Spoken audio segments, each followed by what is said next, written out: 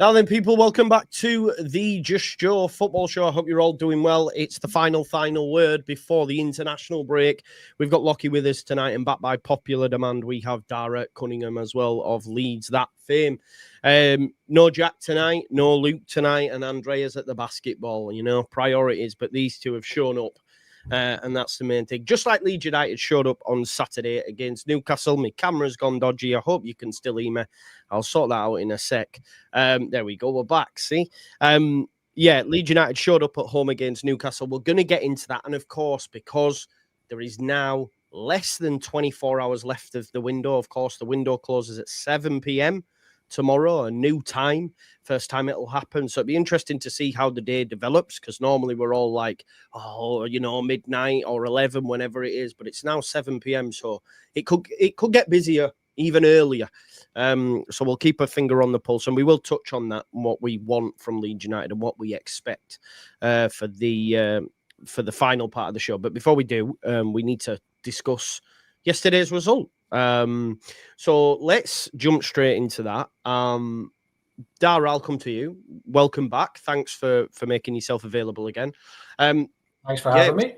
Yeah, the chat was like, get Dara. I was like, do you know what? I always forget. So, I need to get Lloyd on. I need to get Danny on, but I just forget. I don't know why my camera's doing this to me. We'll carry on as normal. But yeah, back by popular demand, Dara. I give the people what they want, and they wanted Dara. So let's see what you've got to say on the game, mate. I'm still buzzing from that game. Listening to Sky Sports, them saying it was a dour affair and it wasn't one for the ages. I love a battling performance, mate. That was, as far as I'm concerned, that was a top class game of football.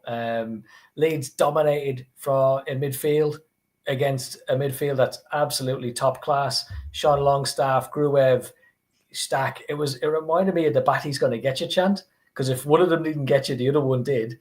It was like they were just taking turns to hammer Bruno every time he got near the ball.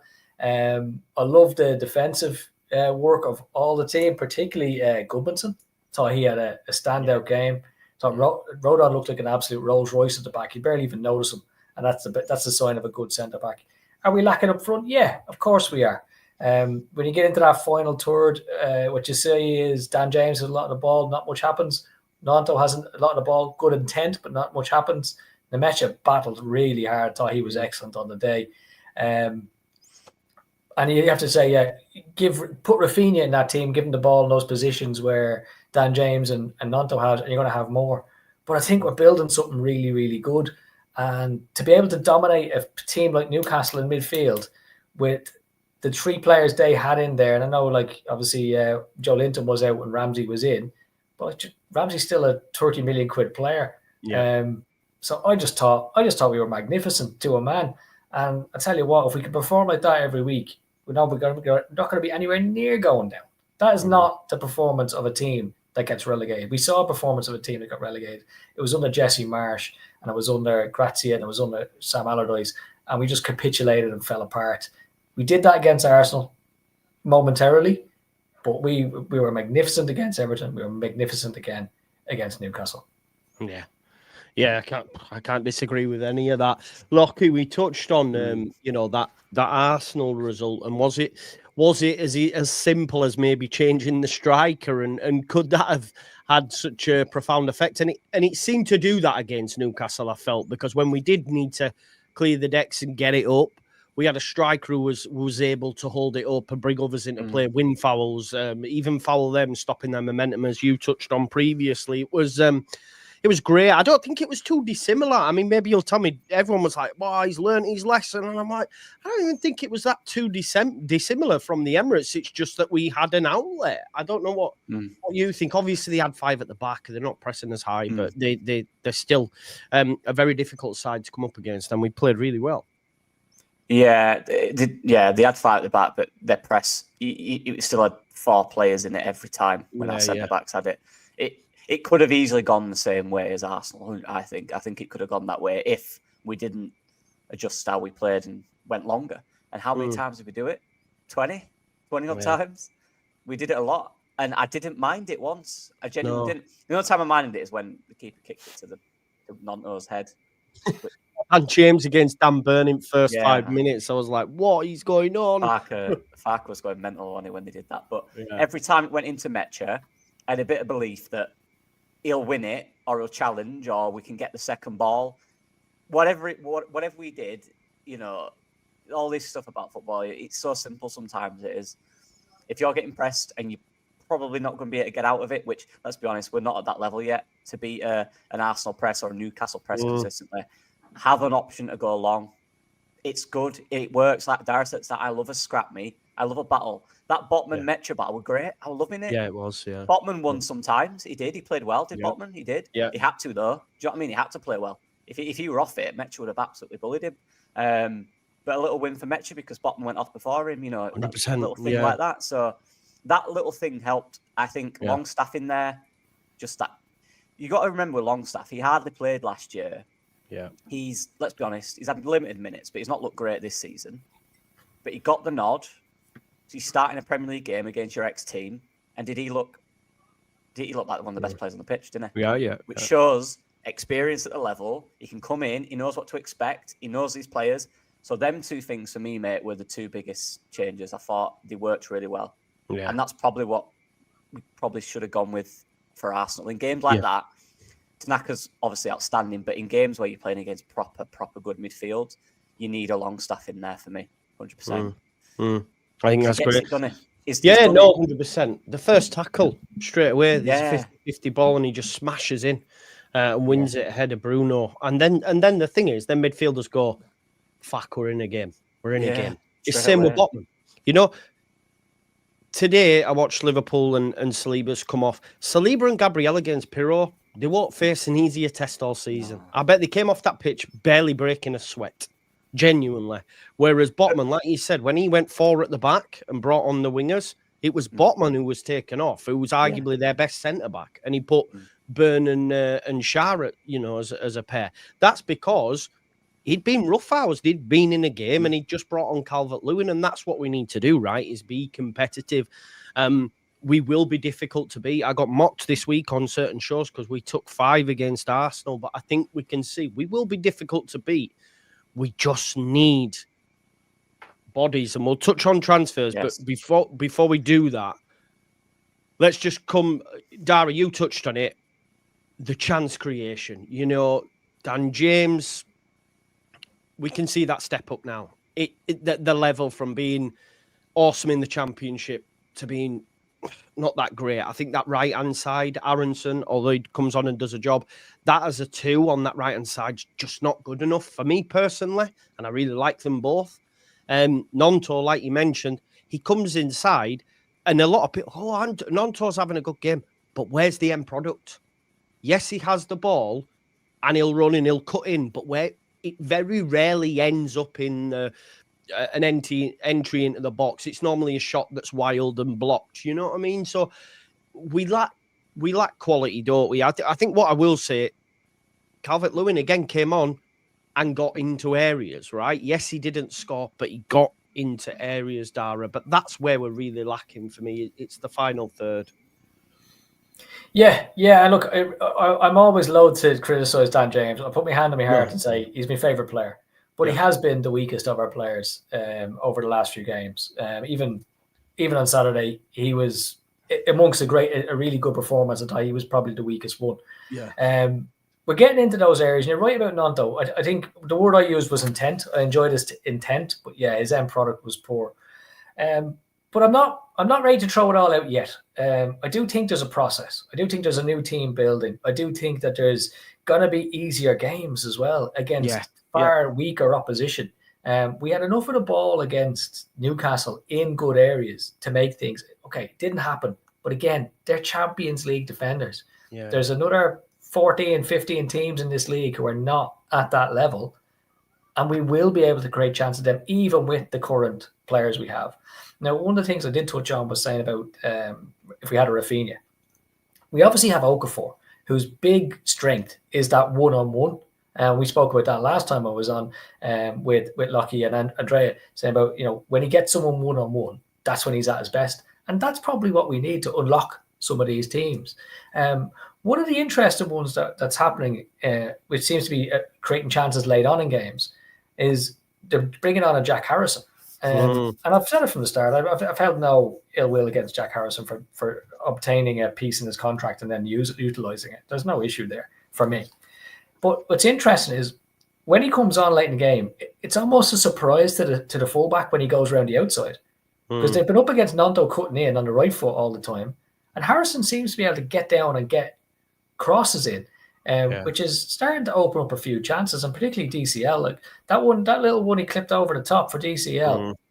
I was just talking to Jared on Leeds that we just finished up less than an hour ago, and I was saying like a little bit more sharpness from DCL, and he gets his studs on that, and he plants it in the ground, and the ball just floats ahead of him nicely, and he gets a strike off on goal. I mean, that's the one that like Mo Salah does at speed every game that makes him one of the best players in the world.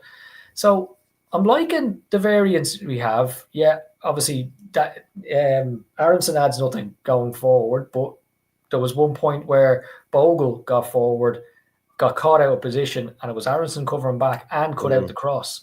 And I actually celebrated that, because as much as I dislike Aronson, I like being proven wrong as well. But yeah, look, we need to add a little bit up front, but I do think it's a process. I'm not ready to panic about it yet, even with the players we have. I think, I think when Noah Okafor comes in, we might see maybe Nonto go out to that right-hand side. We're yet to see what Noah Okafor can bring.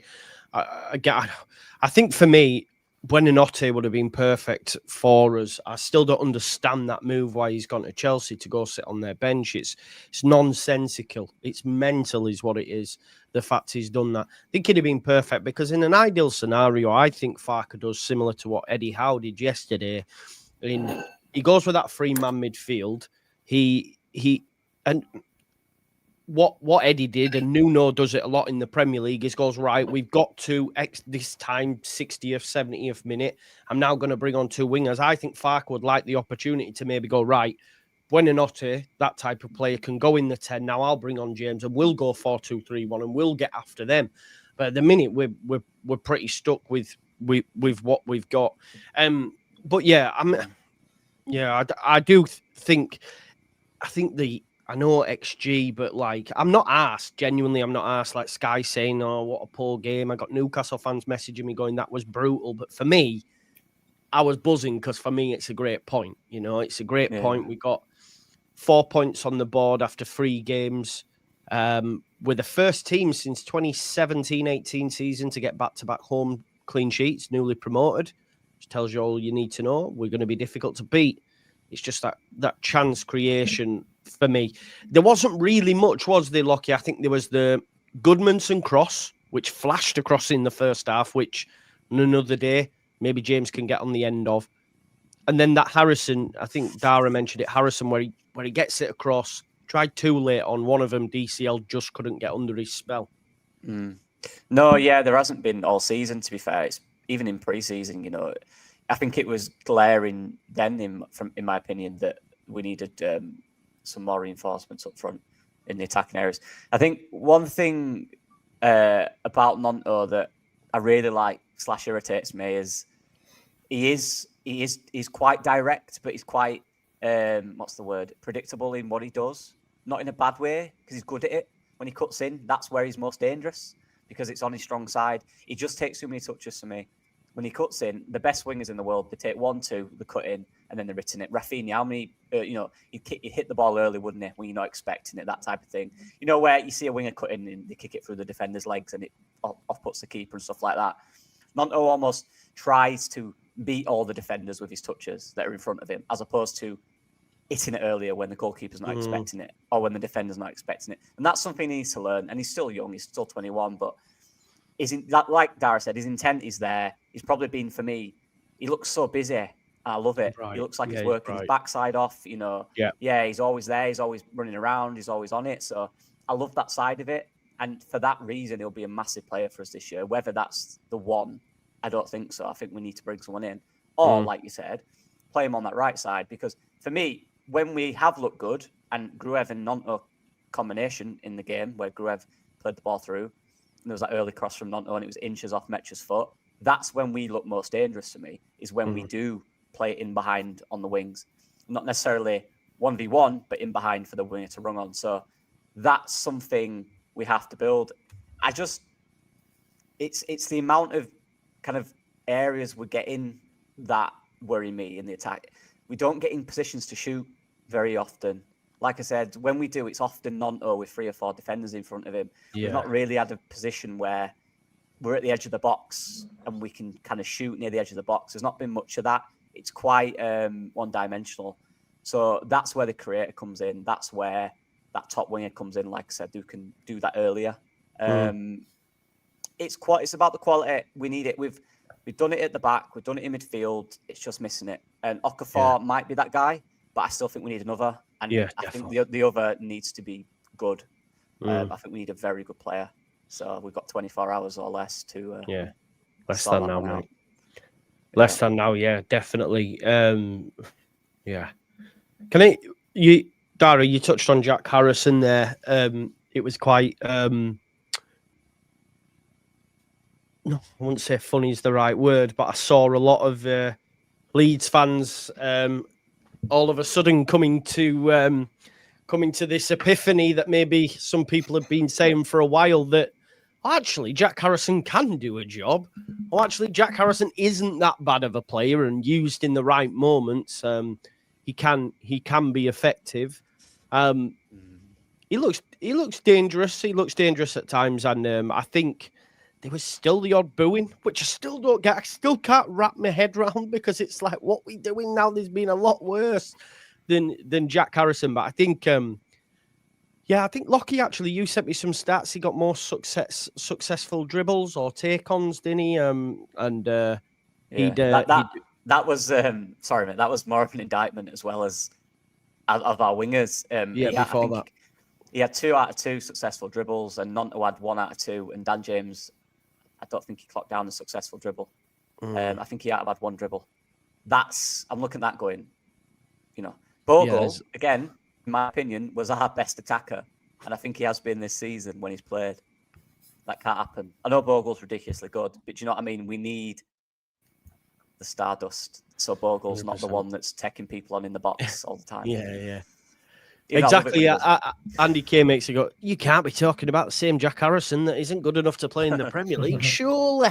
I know, right? Surely. Just quickly as well, mate. He had, it was a ground jewels. He came on and he won 5 out of 5 ground jewels. That's his role, is it not? To come on. Yeah, exactly. Good positionally, win the ball high up. He did that. And does that include the interception he had? Because that was a terrific piece of reading the game. He knew that ball was coming. Intercepted it, sprinted up the pitch, and that was the one he actually clipped over for DCL to get his studs on. So I think Harrison had a really good impact yesterday. I mean, look, he's played 5 seasons in the Premier League. Someone argued with me about Ramazani the other day, and I know he came on and did well for Valencia there, and I've done against Ramazani either. But you can't compare Ramazani's career to Jack Harrison's career. No. For the last 5 years, Jack Harrison has played, whether people like it or not, whether people rate him or not, he has played in the top division in the world and been consistently picked by the 7 managers who have managed him since Marcelo Bielsa up to Daniel Farke. Daniel Farke being the 8th. All right, so 7 managers took a look at him and said, as a professional footballer, you'll do for me. You're in my starting lineup. Yeah. Largely Ramazani has had, 1 season in La Liga? And then the rest is all second tier? Like, I'm sorry, but you cannot compare the two in terms of career. Now, what you can do is you can say, shut up, Dara. I like Ramazani. And you know what? That's okay. But that is the only argument for Ramazani over Harrison at this point in time. It's, I like Ramazani. I rate Ramazani. I feel he should have been given a better crack at a whip. That's fine. That's an argument I can't disagree with. But trying to say that there's some sort of a comparison there from a career perspective between him and Jack Harrison, you can't actually make that case with facts. Mm-hmm. And listen, there's this whole ceiling chat as well. It's people forget Ramazani's 24. He's 24. Like, there's still a way to go. But yeah, I mean, do you know what? I tell you what was good today to see. Actually, Somerville back from injury came on the pitch for West Ham and got himself. Well, he won the penalty and got an assist as well. So happy for Cree doing bits. Rutter came on as well for Brighton and they beat City. So yeah, listen, we're very lucky to have some good footballers come through. But now we're in the Premier League. Hopefully, we can keep on. Keep hold of our better players. But yeah, look, great, gritty, hard fought, point at home against Newcastle. Like Dara said, Champions League side. You mentioned, like Dara mentioned as well, in terms of there's better teams now that will go on and face. So, Sunderland have 2 more points than Leeds United, and Sunderland have played Brentford, they've played West Ham, and they've been beaten by Burnley. We've had a team that finished second and a team that finished 4th. And also an Everton team. Now, when you look at their results since, you go, okay, all right, fair enough. And that, you can talk about, there isn't, the 11 that Everton are playing at the minute is the exact same 11 bar Grealish didn't start in our game than what they're, what I mean? There's no, Dibbling's not involved yet. It's the same team. It's the same team. This is it, Joe. But those players that they brought in, that was, it was a start, wasn't it? They'd not got fit yet. But this is my point. Like, I look at Everton and I go, yeah, look, when their new attackers they brought in are up to speed, now look at them. That's why we need to do that. Look, imagine what we could be as well if we do that and we get our new attackers in and we give them a few weeks. We need to do that, though, right? That's the key thing now. That's the thing. Because Everton are proof of it. They brought, Dewsbury Hall, Grealish, Dibbling, who's obviously not played yet, but Grealish and Dewsbury Hall, game changers for them. Grealish has got like 4 assists now or something like that. Yeah, exactly. Like, this is it. It's right there. The evidence is right there, mate. It's right there. Is. And remember when we played them, obviously Dewsbury Hall was quiet. It was his first game, right? They didn't create anything. Now look at them. No. Yeah. That's what I'm saying. What do you mean we got lucky? This is what I don't understand. This is what really frustrates me. No, we didn't get lucky. We dominated them. And I know now in a week's time we might come back and we might struggle at Fulham. We never do well in London. Fulham are a very good side, and people go, well, we only got a draw against Newcastle because they had all them injuries. Like, what frustrated me as well is, yes, Newcastle had injuries, but we also had 2 of our best midfielders out in Tanaka and Ampadu. That's it, mate. That's not taken into consideration. That's what I was saying. That midfield in the first game that every single person, even opposition fans, were raving about, 2 of them are not here. They weren't playing. And we still put that midfield performance again. So look at their midfield. Jacob Ramsey's very good. Quality, man. You know what I mean? A lot of other fans were wounded he'd left at this whole thing. I'm getting sick of this. Sorry, Lucky. I'm getting absolutely sick of this rhetoric. Every time we win a game, we're lucky. Opposition is crap. But the same people saying it, probably saying it when we played Oxford. You can only play what's in front of you. Like, at the end of the day, Everton rolled into town. They were up for that game. It was their first game of the season too, and we dominated them. We didn't let them get a sniff. It was the same at Newcastle. We stopped them playing. I saw someone saying, Newcastle weren't fully up for it. Maybe they'd shot their shot against Liverpool. They're a bit fatigued or whatever.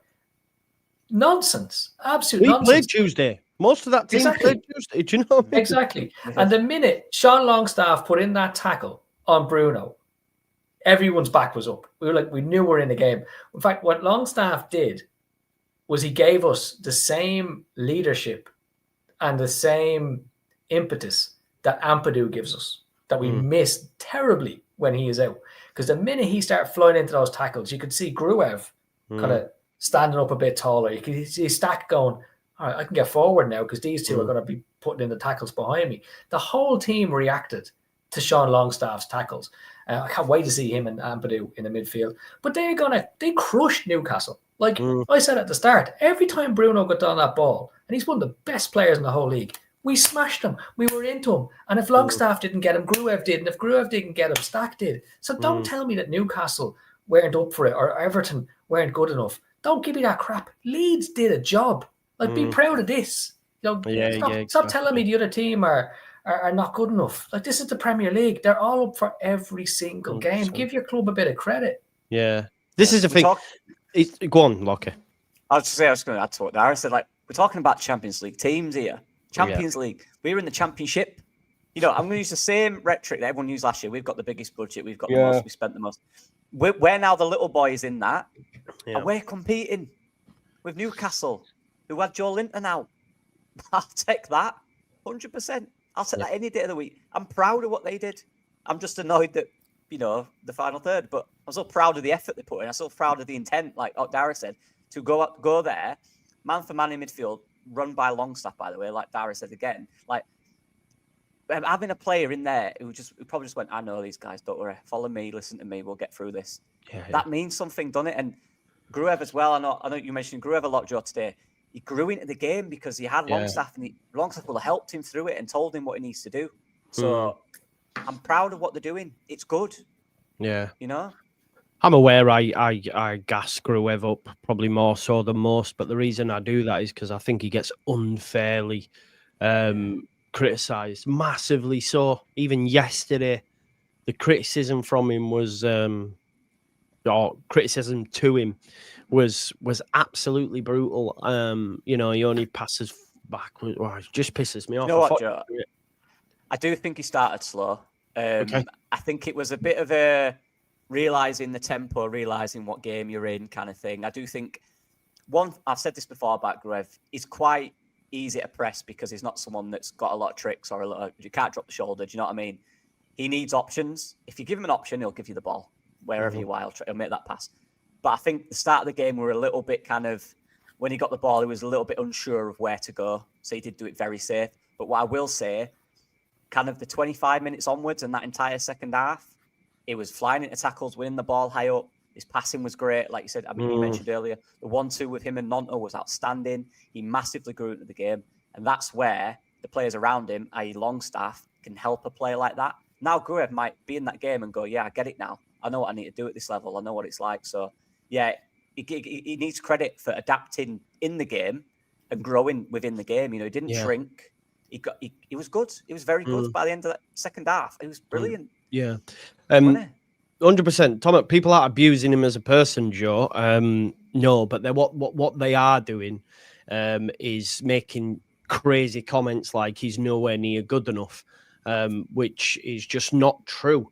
This is a guy that is our fourth choice midfielder, and people want him binned off. He's this line you've just mentioned there that he's nowhere near good enough. Who? It's not true for a fact. Just like why, you know, Pirro last week, you know, it's not Pirro's fault that the manager played him incorrectly. That was all on the manager at Arsenal. It would not come away from that fact. But this thing that he's nowhere near good enough is just not true. This fact that he only ever passes sideways and all that, again, for me, is just not true. And no one's saying he's in our best 11, but this is what pisses me off, is when I see people critical of a guy who's fourth choice. A guy like Byram, get him gone. Why? They're not harming anyone. Gruev came on and did a job after we've got two of our better midfielders out. Unfortunately, we're not in a position yet where we can turn to Louis Smiley, a Ramsey, if we're out with a Joel Linton. We don't have the depth of squad. And some of the stuff I seen said about him, I don't like it. So same with the manager. The criticisms of the manager. Sorry, Lockie, I feel like a cold spring. The criticism of our manager this week, has been absolutely ludicrous. Absolutely ludicrous. The fact that we're 2 games into a Premier League season and his record still stands at 22 games unbeaten at home, going back to last season, and we've played 2 in the Premier League, one of them against a team that finished 4th, because he was poor. I had people telling me he should have been sacked on Tuesday. What? Like, it was mad. This guy, he's Championship, he's not good enough, and that player's not good enough, and that player's not good enough. It's bullshit. It's bullshit. And again, Scott, no one's saying he's our 4th choice. No one's sat here advocating for him starting over Ampadu, starting over Tanaka. He's our 4th choice. To be fair, he doesn't even start for us. He starts for us because we've 2 midfielders out. Yeah, and he came in and played well. We can accept that. If Gruev was terrible yesterday, we wouldn't have won that game. We controlled midfield for a lot of it. Or in the second half when we were deeper, we controlled in front of them. That's a good midfield. You don't. If Newcastle come to your place, right, and one of your midfielders is off it, you finished. They were on it. They were good. They were controlled by Longstaff. Set the tone in that midfield, and Stack and Gruev understood the assignment. No one's sitting here going, when the other two are back, he's going to start. But he's come in. He's done his job really well. He deserves praise for doing his job. Don't matter what he played last year. That's a different season. It doesn't matter. It's irrelevant. He's come in this year, right? And in this game, which is what we're talking about right now, he's come in and done exactly what he needed to do to get us that point yesterday. I don't really recall a time, apart from, I do the first 10, 15 minutes, he did get beat once or twice, but when he grew in the game, he didn't look any worse than the other two in there. So let's criticise Stack, call him not good enough. No, he isn't, because he is good enough. He's doing his job. It's his role at the team. Did people want him to come in and play poor? I think you make a good point there, Lockie, with regards to his job. And I think that's one of the reasons he comes in for the criticism he does. People expect more of him. And I don't know why. Yeah. Because his job is to sit in front of the back four, to mop things up and to cover space. And he did that brilliantly yesterday in one particular point where it was Pascal Stroke had just, I'm not sure if he lost his head or whatever he did, but he ran into midfield with his marker and he left a big gap beside Joe Rodon. And I went, oh no, I seen Pascal way out of position. And I looked over to the centre-back position and who was sprinting back into the centre-back position? Ilya Gruev. That ball never came back because when they looked up, Gruev had plugged that gap. But I guarantee you, if Gruev hadn't moved into that position, they would have played the ball through that gap and in towards Perry, and then they would have had a one-on-one with the keeper. So and because that never happened, it doesn't highlight how good Gruev was in covering that space because they just, they look up, space isn't there, right, we'll go left instead. Whereas if Gruev wasn't switched on, that gap is there and Newcastle play the ball into it and they're in through on goal. So people have got to have a look at, what's his job in the team? Like people criticize him against Sheffield Wednesday. He's not the reason we didn't score. It's not his job to set up goals. As you said, he's doing his job. But an interesting one on Farke, Joe. And, the knives were out for a lot of players after the Sheffield Wednesday. I call it defeat. Yeah, it was a defeat. It was a draw and then it turned into a defeat. So there were a lot of knives out for Gruev, a lot of knives out for Harrison, and particularly knives out for Farke. Like what we saw about Farke was absolutely ridiculous, given that we'd had a 50% win ratio in the Premier League. But then those same people, or at least a lot of people, were very, very quiet yesterday, following a really, really good result and a really, really battling top performance against Newcastle. And to be honest, it actually makes me a little bit sad. And I kind of want to reach an olive branch out to those people now and kind of say, look, you're allowed to dislike Farke. You're allowed to dislike Harrison. You're allowed to dislike Gruev. You're allowed to dislike whoever you want. But don't let that define you as a Leeds fan. Because as a Leeds fan, you should be there for everything that they do as well. Because if they do well, they're doing well for you. So don't feel that like if Leeds do well now over the next couple of weeks, just because you've come out and slated Farke, that you can't say, I still slate Farke, but he got it right today and did a great job for me. Yeah. Or I still don't rate Harrison, but geez, when he came on today, he was brilliant. It's okay to do that. And it goes back to the point you made on one of your shows last week, Joe, about people on social media just being terrified to be wrong. I'm Brendan Aronson's biggest critic. Can't stand the guy. When he blocked the cross yesterday and put it out for a throw-in, I celebrated it almost like it was a goal because I want them to do well for Leeds. He's not my favourite player. I completely dislike him. I don't like it when he comes on the pitch. But when he does something well wearing this jersey, I'm supportive of it. And I want him to prove me wrong.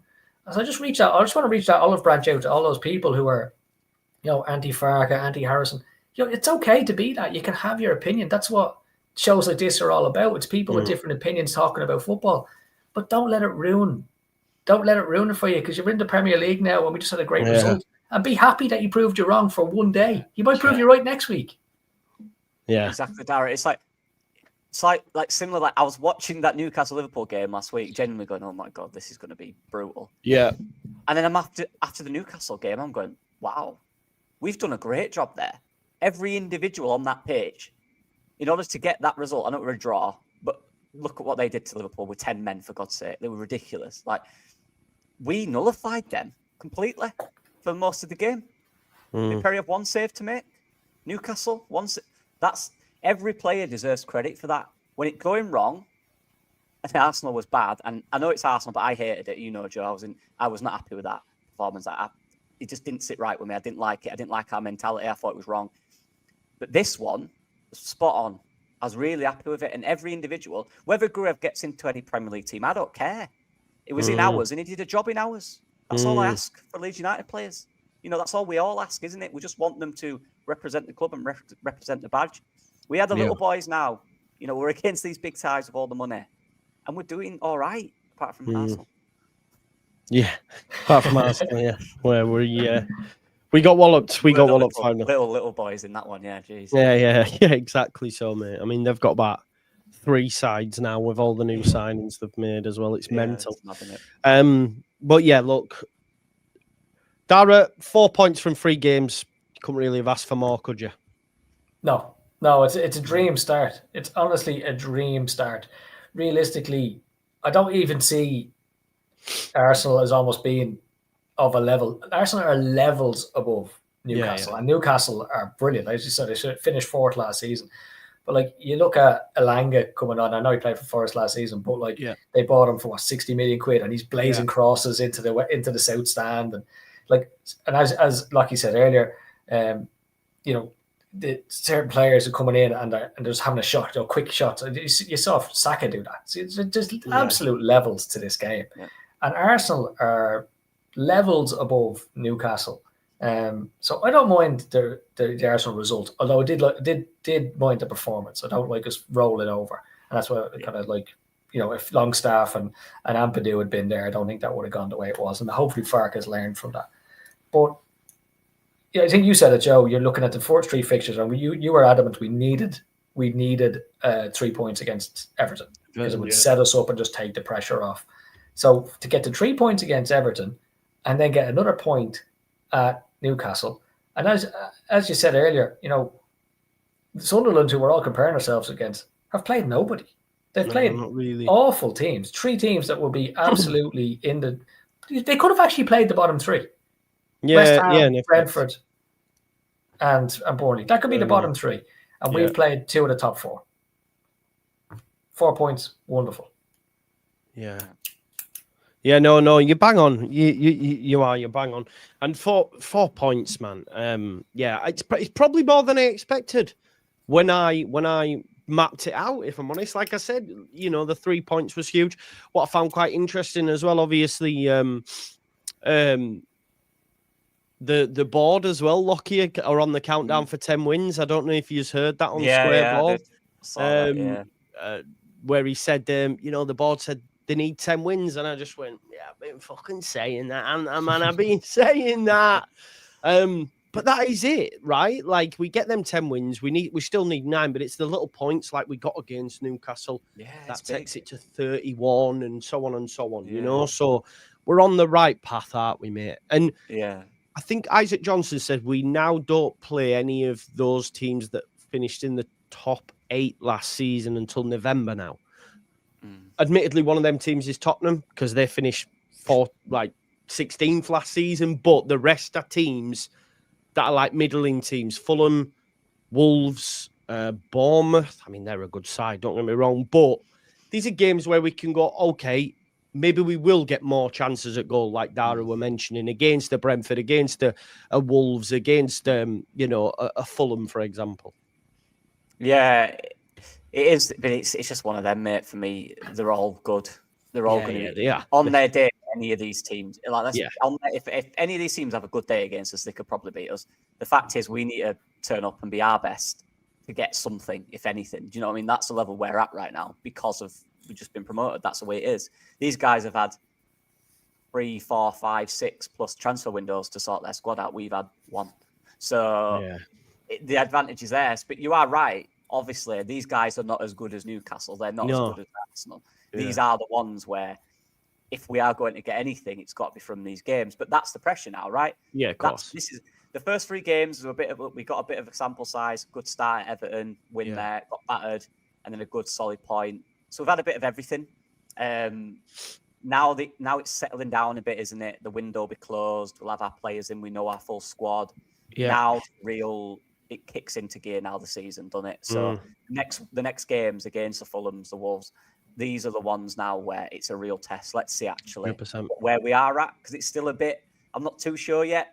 We look really good, but again, it's the final third threat. Are we going to add to that? Are we going to get better there?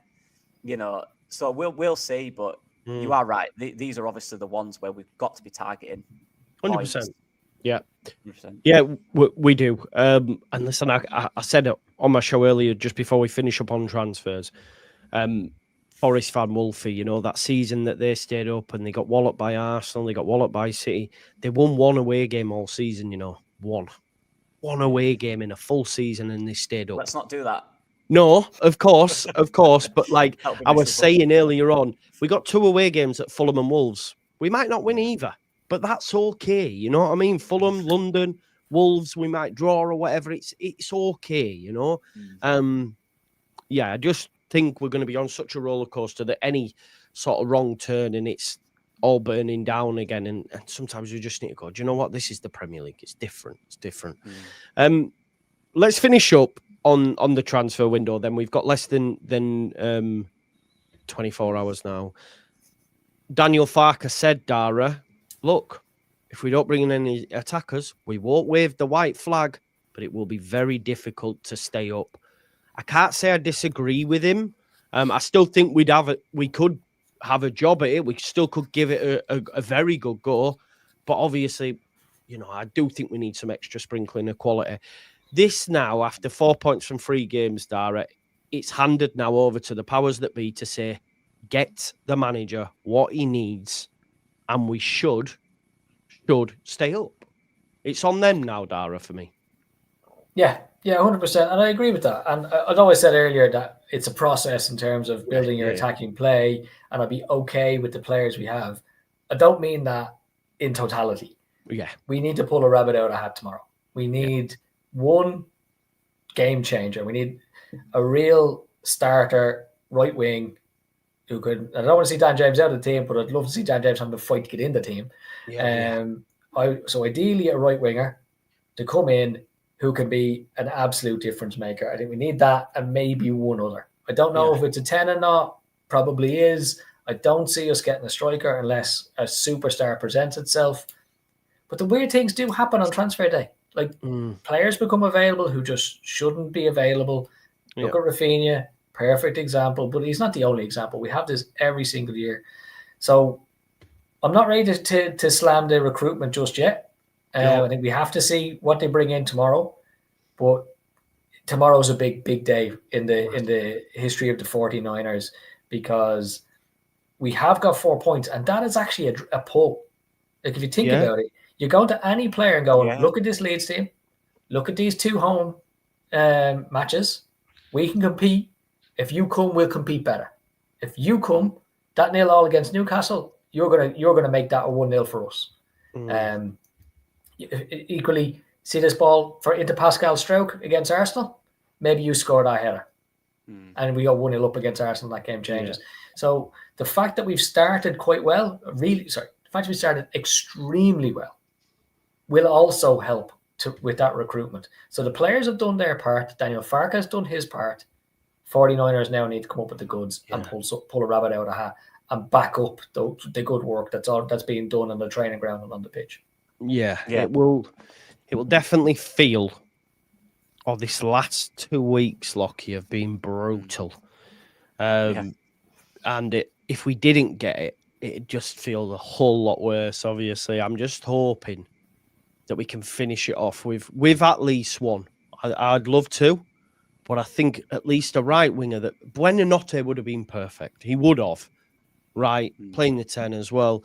They have to find someone of that ilk. They have to go out and get it. And if it means paying over the odds, it won't matter come the end of the season if we stay in the division. Do you know what I mean? I know People might not like to hear that, but we might just have to push the envelope that little bit further, because Dara's right. You need a difference maker. I always come back to that game at Everton at Ellen Road.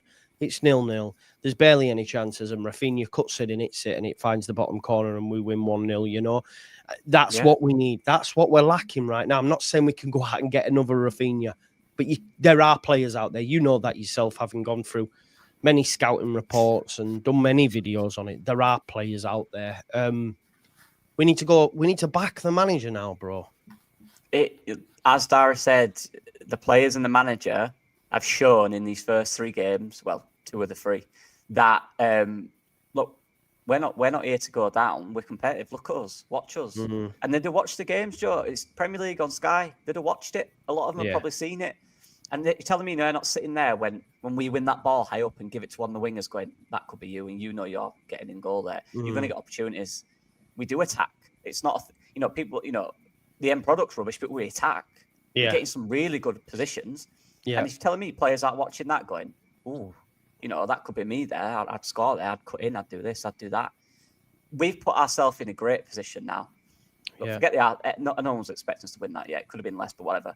But we've gone to Everton, competed. We've gone to Newcastle, Champions League Newcastle, and competed.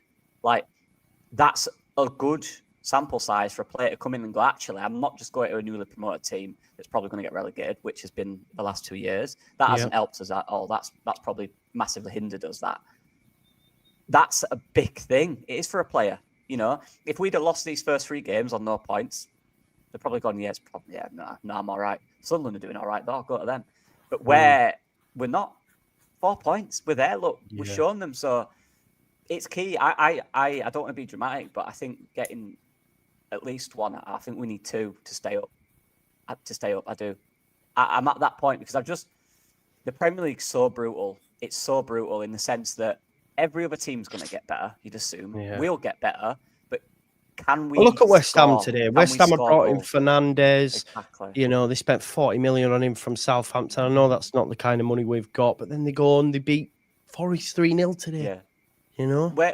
I just don't think we're going to stay up by being solid, is my point. Yeah. I think that's a really important thing to stay up. Yeah. I'm happy we've got that. But we seriously need goal scorers. Like you said, when Rafinha came in, and look, Bielsa times were unbelievable. There were games where we didn't create much. They were. And he'd come on, he'd get the ball, he'd cut in, it'd be a goal out of nothing. And then suddenly everything's great. Yeah. We need a player that can do that. Every other team, most teams anyway, I don't know about the newly promoted ones, have game changers that do that. I don't think we do yet. And we need 1 or 2, in my opinion. And I genuinely think it's make or break. I think we need to do it. Yeah. Well, I got one for you, Joe, actually. I think it was Rocco on the Leeds That podcast had spoken to a mate of his who was a Brentford fan. And he asked him, what's the story with Brentford? They keep finishing mid-table. They're doing really well. What's the key? And the guy said, honest with you, we have 3 good players. So the rest of them, they just do a job. We have 3 good players, and they're the ones we can rely on to win us a game that might be going for a draw, or they're the ones who might get us a draw when we're heading for a loss. So, as he said, like literally out of their entire squad, they only needed 3 good players. So I don't know which ones are our 3 good players. I reckon Stack is obviously good. Longstaff, I think, showed yesterday. We know Ampadu, Nanto, maybe Mecha, DCL. They all have a part to play, but we need to bring in that one icing on the cake to help bring it. And actually, funny enough, one big player coming in can help raise the level of everyone around them as well. 100%. So yeah, that's what we need to add now. So I don't think it's rocket science. I think Lucky is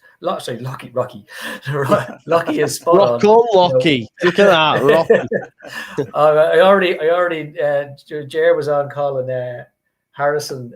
What do you call him? Harrison and Henderson. He was called Harrison and Anderson Henderson. So I've renamed them from the Yorkshire Roses, Jocko, Jer and Rocco at the centre of defence. But yeah, as Lucky said, so it's there. We have the base built. We have the foundation there. Just go and add that little bit of ice on the cake, and you might see other players flourish under that as well. Yeah, because I don't think it's out of the ordinary to say that if we had them difference makers in that Everton and Newcastle game, we'd have scored. You know, we scored. We score.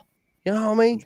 100%. So yeah, we just need to get them bits, and yeah, the only Was it thing not that like- we're go on. I was going to say on that, was it not just so frustrating when we did so well in Newcastle? We'd 100%. win the ball high up, and then there's 3 attackers versus 3 of their defenders, and Yeah. I just had a feeling each time that it was just going Yeah. to break down, and it did. And I hate that, but it did. It kept Bro, breaking I was down. watching the game. I'm going, release it now, release it now. Come on, release it. And then it's like, oh, for fuck's. Do you know what I mean? So many times during the game, I'm like, oh, right now, give, get off the. You know what I mean? All the time. It was brutal, man. It's just, yeah. It's that little bit of extra sauce, extra quality that we need. I do think, I know not a lot of people agree, but I think they don't get a striker. I think that's third on the list, and also would probably cost us more money. I think the club will go, we think we can get through with Calvert-Lewin. And if Calvert-Lewin stays fit, my opinion is, I know people won't agree with me, that will be all right. It's the right winger we need for me. It's the right winger number 1, 10 number 2, and then striker in that order. I don't know. I think, are you striker, Lockie, Demirovic? There's still a few out there, mate, and Bolo's still hanging around. I mean, Bolo, imagine him in that front line. I've seen him there. linked to Stade Bretois just then, actually. Oh, really? On Twitter. There we go. Yeah. It's there, 15 man. million. 15 million. It's right there. But yeah, honestly, I'll be honest, Joe. I don't know. I'm confused by it all. I don't know what I want. I just want to. Yeah. Do you know what I mean? Whether Yeah. that's if we get a winger and a striker, whether we get a striker and a 10 or a winger. And the thing is, you can do loans. We're seeing loans now everywhere. Loan with a view. Do you know Bilal El Khanous has gone loan with a view to a permanent of 25 million euros? Yeah. We could have done that. We could have done that. Uche as well. What is it, 20 million euros? Yeah, he's going to Palace. I can't give a position, mate, but what we do need, I'll go by traits. We need someone set piece taker. Spezian is a great example. He's ridiculous at free kicks, by the way. And he puts a great ball in the box. That ticks that. Direct free kick threat take. He's also really good passer, way to pass. You know, in that final third, when you were losing your head and I were losing my head, he's calm in there. He'll find the right pass. We need that. So we need a creator who can do them things because we don't have it. Whoever that is, we need that. And we need someone who's direct, 1v1, who can cut in and shoot.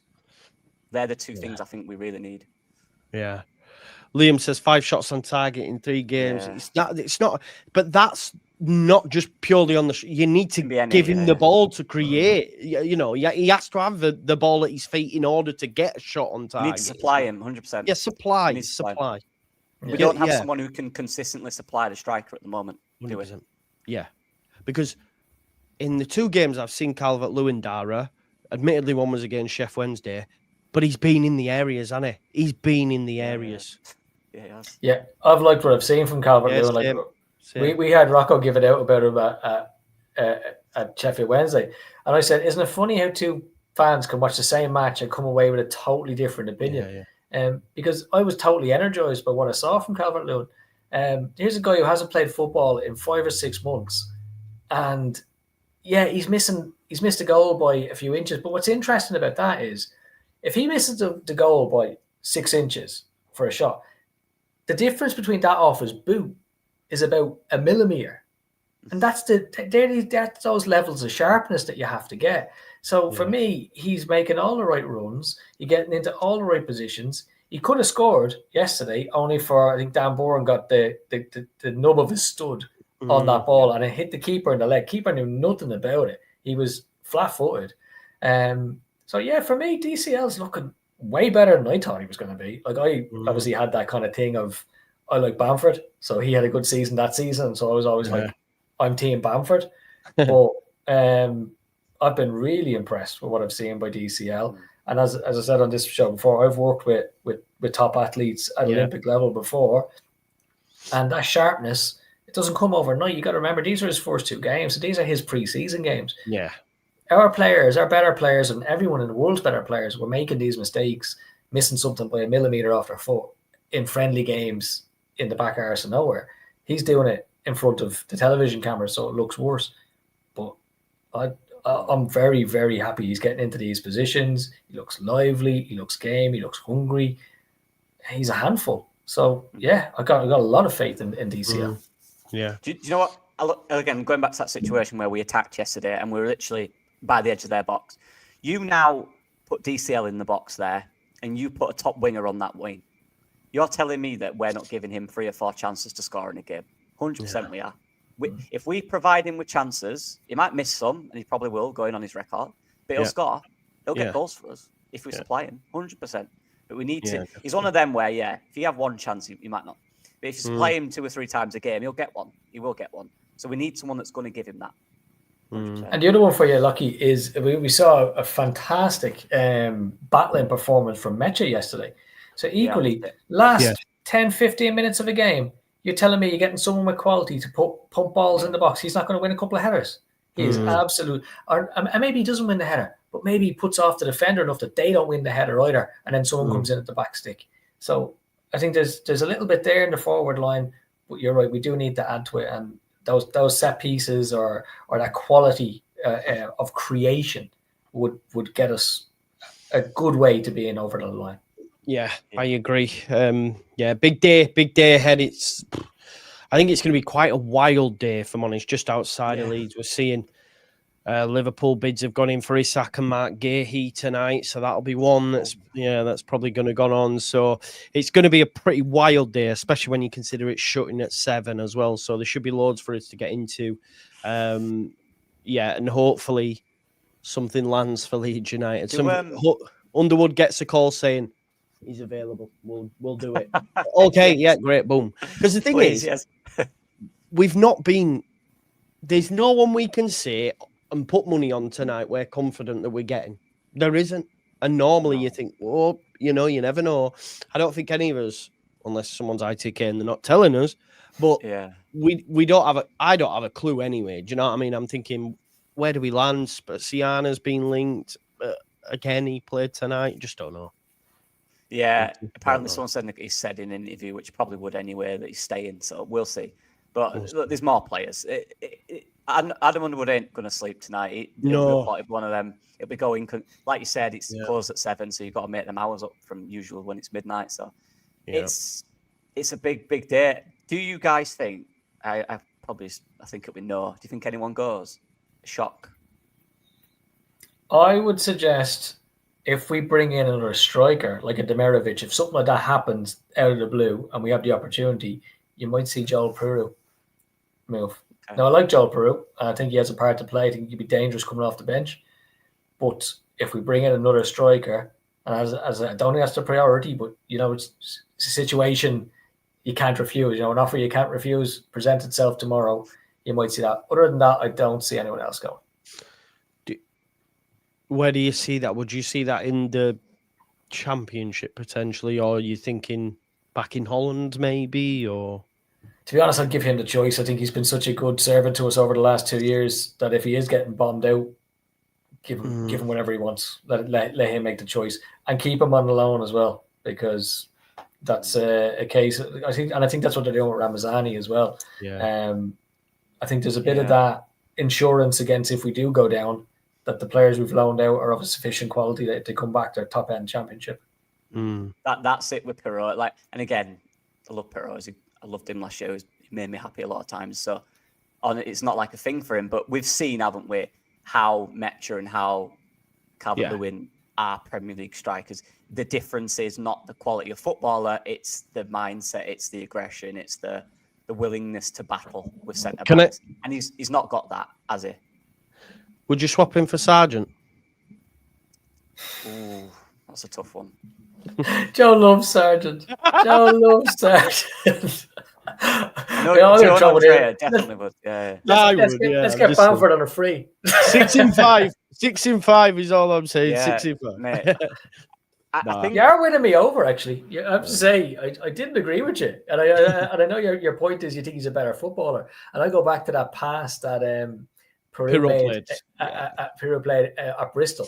And I said, there's no way Josh Sargent's playing that pass. No. To be honest, Lockie said that as well in our group chat. He went, he can't pass like Pirro, to be fair. He did say that. Yeah, so there you go. Me and Lockie are on. So now So, so we're of the same opinion. But you are winning me over when it comes to Sargent, and the 6 and 5. That's good, yeah. It's good. I do like Sargent. I just like Perot as well. Like, so I feel mean kind of saying yes. But I know what you mean. Sargent is. He's the type of profile, right? He's the type of profile that he is. Yeah, he'd get goals. I think I do agree. Yeah. I think Perot's quality as well. I think that of course. Bounce around a 6-yard box, and it comes to him, he's tucking it away. Like, Perot's the type of striker where the defenders go, don't let him shoot, you know what I mean? He's that type of one. Whereas Metcher and Calvert-Lewin are the type where don't let him get on the ball, kind of thing. Perot's the one at the edge of the box where don't let him shoot. You know, with all get Vardy in, not Sargent. Vardy's gone to Cremonese, Bri. He's gone. He's just signed in Italy. How would you feel? And I'll give you my opinion before I open it to you.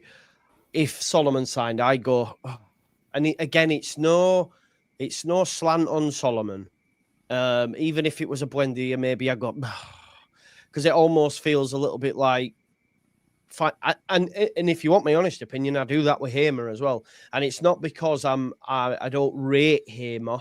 Just don't think he's what we need. I feel that Solomon would be he's last on the bottom of the list. Again, I don't think it's what we need. I'm not saying he's a bad player, but I almost feel I'll just go, do you know, like that Roy Hodgson mean? Leeds are signing a player like that, and then it's Solomon. Oh, but yeah, I don't know. Am I wrong to be like? Is that wrong, Dara? No, you're right. You're actually right. Look, if we'd have signed Solomon at the very start of the window and we hadn't bothered bringing in Okafor, I'd have said, yeah, fine. Like, in terms of value, if they wanted about 17, 18 million for Solomon, I don't really know much about Okafor. So, honestly, 6 or 1.5 dozen of each other for me. Lockie might have a different opinion. They obviously know the two players far better than I would.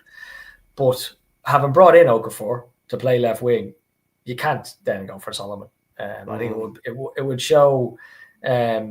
it would show a disjointed approach to the recruitment, and I think we can't do that. We have to plug the gaps. The squad is small enough as it is that we need to plug the gap, and the gap at the moment appears to be on the right wing. So for me, it has to be a right winger or an exceptional left winger, which then makes you reevaluate where Noah Okafor plays. So either a very good right winger or a truly exceptional left winger, and that neither of those are Solomon.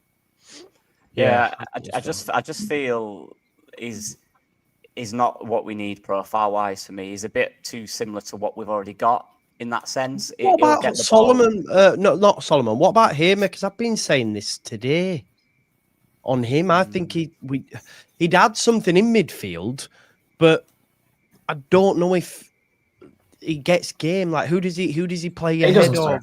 He doesn't start. I don't get it. But there's a part to play. I do think there's a part to play. Yeah, like if you were just adding him and you're still going to get a right winger and all that, I'd be happy with it. But I just think Leeds are probably going to do one or two. And if one of them's Hamer, I'm a bit like, that's not what we need. If we got a winger that we're very happy with and we brought in Hamer, I'd be happy because, again, you've got a guy who can shoot. You've got a guy who can set pieces, do something at the edge of the box. Yeah, set pieces. But we still lack the winger. I think going back to your question, Joe, it's the wingers the most important by far. Thinking about it now, because we lack the right wingers massively. Yeah, big time. Yeah, and Solomon's not that. He's the left-sided player. He's not what we need profile-wise for me. Like I said, Solomon's good on the ball, 1-2s. We've got that. Nonto can do that. I'm happy with him doing that. You know, we need a runner, a direct runner who can cut in and shoot or go on the outside and put a good ball in for me. Yeah, agreed. Just seen there as well, Florentino Luis to Burnley from Benfica on loan with an obligation to buy for 24. Yeah, great signing. But this is a thing as well. All I'm seeing at the minute is loan with a view. You can't tell me Leeds United can't get a loan with a view. They don't have to pay anything now. If we stay up, we're going to give you 25 million. You know, and make that happen, please, Leeds. You know, because you can do it. Stuttgart have signed another striker today. Demirovic has been playing, obviously, because Kamada's gone to thingy, but they've signed 2 strikers this summer. So, Demirovic for me, and Backwards still at Strasbourg. Still at Strasbourg. Oh, if we could get him. There's a few. Embolo, man. Where the Mbolo stands in the chat. I love Mbolo. Get Mbolo in. Yeah, man. He's a beast, isn't he? Yeah. Right, cool. Lucky, is your dream scenario... Sorry, Joe, cut you off in your own show. That's all right, man. Lucky, is your dream scenario Bakwa and Mbolo? Bakwa, no, it's actually Brian Broby from Ajax is my dream striker who's still there. Who's not really been playing. So, But Mbolo is up there, and Demirovic. They're probably the three. And they're also available, so we'll see. Yeah, we shall see. We'll see. Ones that not. I know one of your favorite players, Luis Openda, as well, and there was some crazy links to Leeds from some mad ITK accounts. But I've seen that Juve try to get a deal over the line this evening. So I wish. I know when I've seen it, I was like, "We got Openda in." Oh wow! But it's absolutely zero. I have him on FIFA. Yeah, exactly. We do have some super chats just before we finish up. Big up to Daryl, who became a member earlier on. Abdul Rahman Al Khalifi says, Salam, Joe. Alaikum salam, brother. He says, extremely happy with 4 points after playing a good Everton team and 2 teams who finished in the top 5 last season.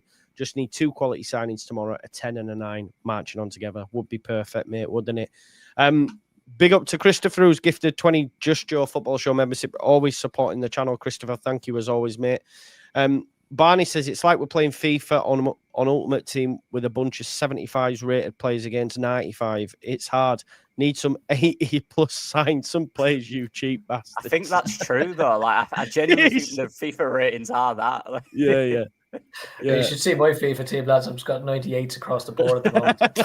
Do you know what though? It's like, you're playing a bronze against a special card when we play Arsenal, innit? Do you know what I mean? Yeah.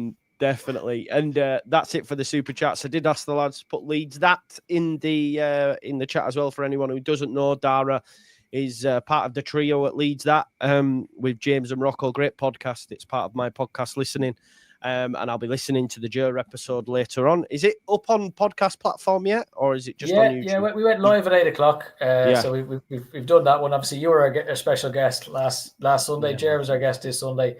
James is back this week. So if anyone hasn't had a listen, pop across and enjoy it. Leads that podcast. Yeah, go listen to it. And then when you get round to January, you know to call. Get Lockie on it for some transfer insight around January time. When we sign no one like every January ever. When we just that's all that work for nothing. Yeah. Richard A says Nathan Teller is on his way to Leeds, season long loan, 30 million fee if Leeds stay in the Premier League. I mean, that'd be all right, wouldn't it? Nathan Teller. How's he been getting on at Leverkusen? No idea. No idea. I think he's done all right in and out. I'll have a look. I don't know if things aren't going well, because I saw a tweet earlier on from Florian Plettenberg that's saying that Ten Hag could go just 2 games into season. So I don't know what's gone off there. They've not won, mate. They've lost and drawn. 2 games in. Mental, innit? Mental. Yeah, it's madness. Yeah. But listen, folks, we've done an hour and 8 minutes because it was a great show. Thank you very much.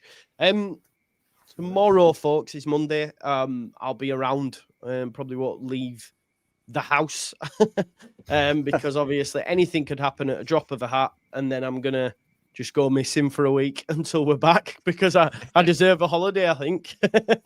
But yeah, tomorrow is going to be a big day, and hopefully, please, Leeds, I don't want to have a don't go to bed just yet kind of vibe, even our own players trolling us online and all that sort of stuff. We want to get some players in the door, and hopefully they can make it happen. Solomon says, top show, lads, on the island of sanity. That's what we try to be, mate. And Longy had Bruno in his pocket, says the mighty win. But yes, 2 attackers, please.